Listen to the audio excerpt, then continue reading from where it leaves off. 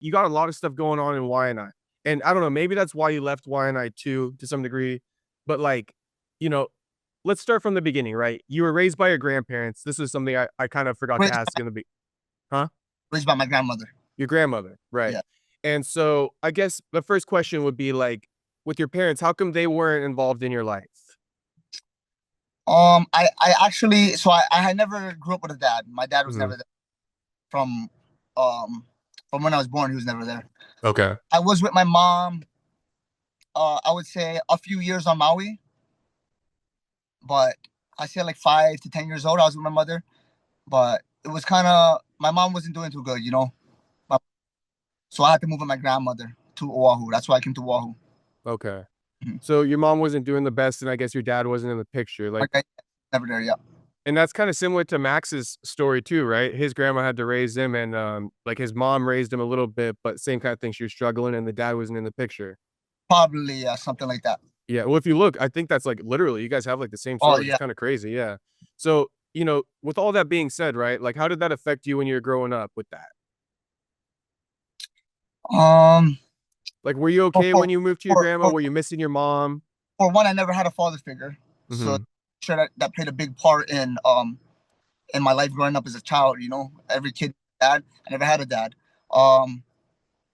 From my mom, of course, that's my mother. I'm always loved my mom, but when I moved with my grandmother, it was much better living for me with my grandmother because my mom didn't have her stuff together on Maui. We was living in a shack for a little while. It was kind of like was kind of struggling out there. So that's why my grandmother took me in, and I flew to Oahu.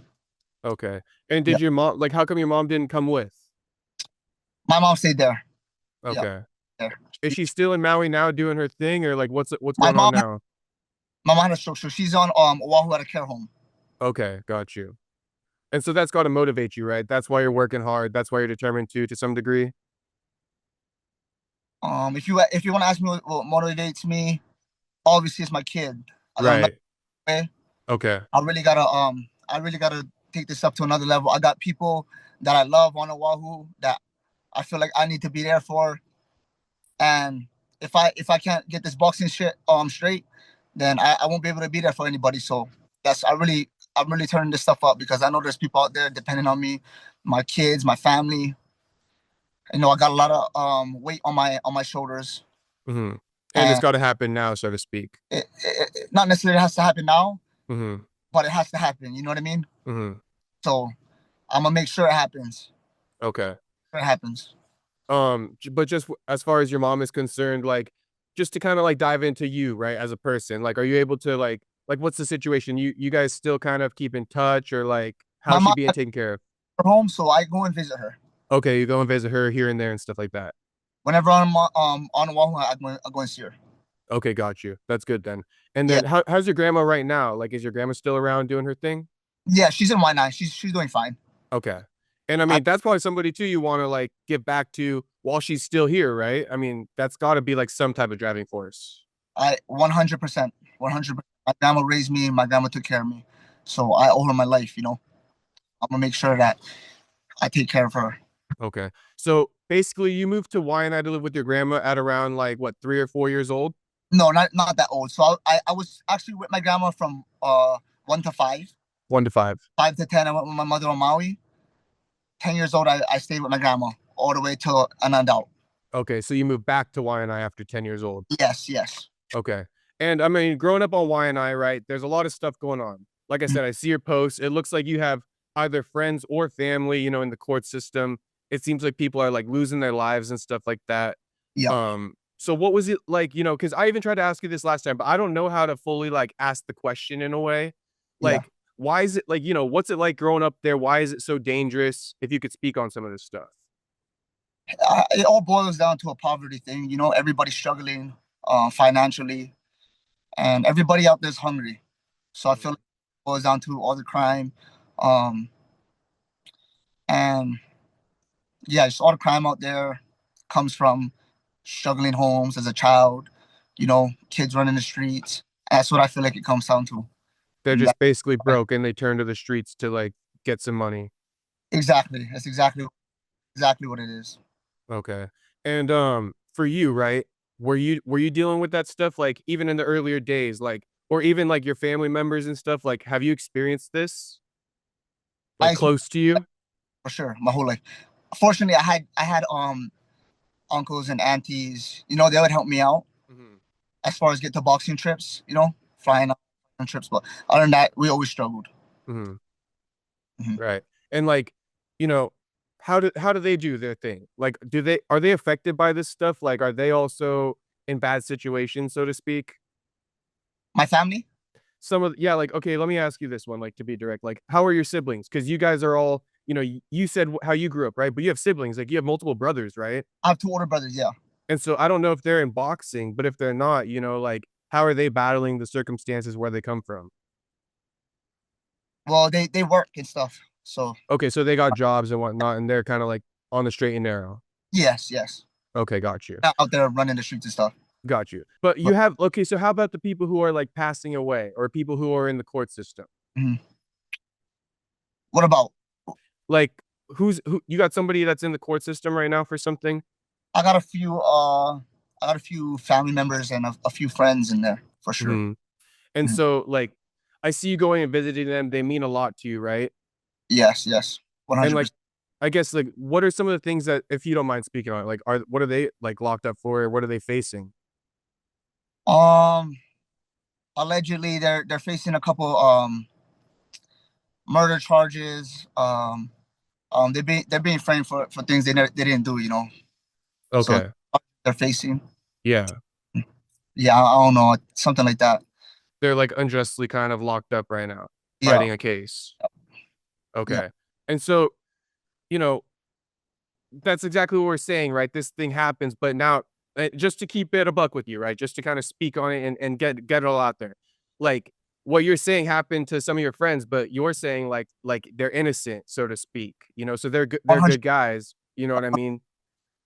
But then there's other people who are committing these crimes. So where like it seems like it's like this circle of things that are going on. Like there's people committing crimes, Uh, there's now false crimes being like, put on people.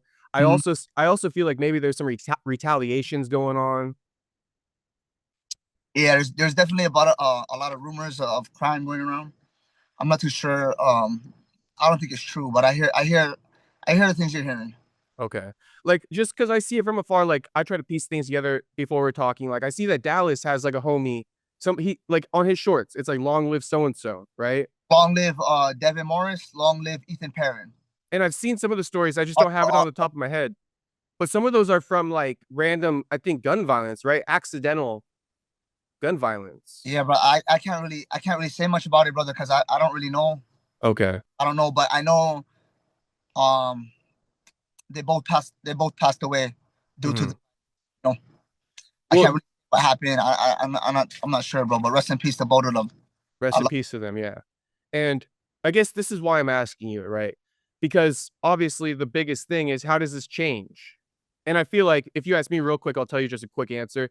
I feel like the youngins got to look up to guys like you, got to look up to guys like Max, got to look up to guys like Dallas and like what Pops did for you. I Yes, think Pops created a good man out of you, right? And Dallas and Nito, yes. Nito may look like a rugged guy, but he's a good guy. And it's because he was raised right. So, I feel like that's where it starts. How do you guys change it?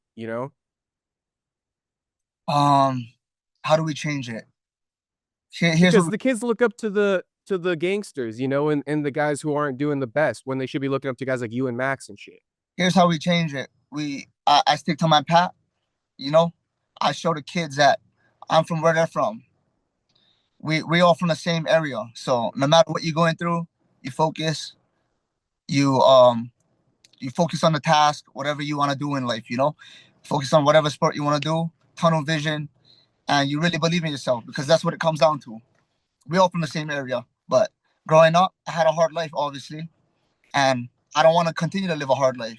So I'm tunnel vision, mentally focused on what I want to do and what I want to accomplish. Mhm, I feel like all the kids, they can do whatever they want to do in life.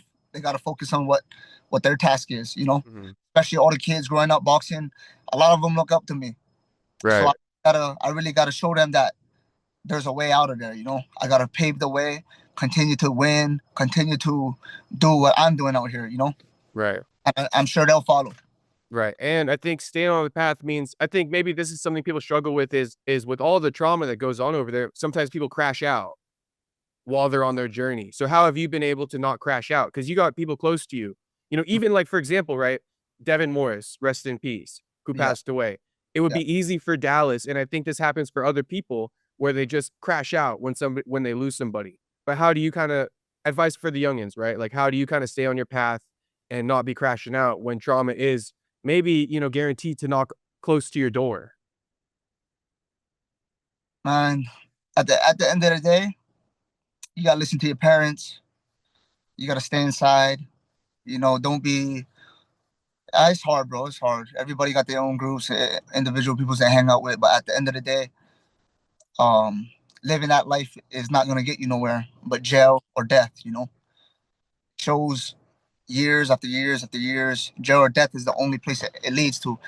So we gotta show them. We gotta show them. There's a different way. You know, Yeah, for sure. money, know how to get to the money. Stay focused. Tunnel vision. And so for you, like maybe it was something for you like why don't you ever make the bad decisions? Like so to speak, right? Like why do you always make the good decision compared to some of your peers? Man, What keeps you on that path? You're obviously dedicated, right? It's a simple answer, I feel like, but maybe not for the people who, aren't on the same path as you. at the end of the day, bro, I don't come from a rich family. I don't really got the support others do. I have one choice. It's boxing. I don't know nothing else. So if I don't make this happen, no one else will. You know what I mean? I got family relying on me. I got two kids. I got people out there struggling that I don't want to see struggle. So that's all I can do. I can just that's why I focused. You know. Right. And maybe it's not for everybody, right? I think that you have a special kind of vision for yourself. It's not for everybody. But I can kind of read between the lines like sounds like too, your brothers and stuff, they work regular jobs. You probably can't spend as much time with them as you'd like, because you guys aren't all well off. I'm sure you would like to be in a situation where you can be around your family all the time, you know what I mean? Give them that opportunity as well. But right now everybody's probably like your grandma's over here, you got your mom in this home, your brothers are working and shit. You're grinding at boxing in Vegas. You know what I mean? Just to kind of like look at it from an outside perspective. Um. Well, as long as I get the job done, win my fights, I'll be out there. And they come out here and visit me. Um. Not really much. Or not really much I can Yeah. do. Just focus on myself. Like, do you wanna like, are you working to also kind of like link all you guys up together, so to speak? I would love to. I would Yeah. love. Cause I I would. know I see you posted about your brothers and shit, and like you got a good relationship with them, right? Yeah, for sure. I mean, I would love to bring everybody out here with me. Hmm. I would love to. Well, that's But the goal, right? That's the goal. go. I want to bring everyone, everybody that I love out there. I want to bring them all out here with me, and that's the goal.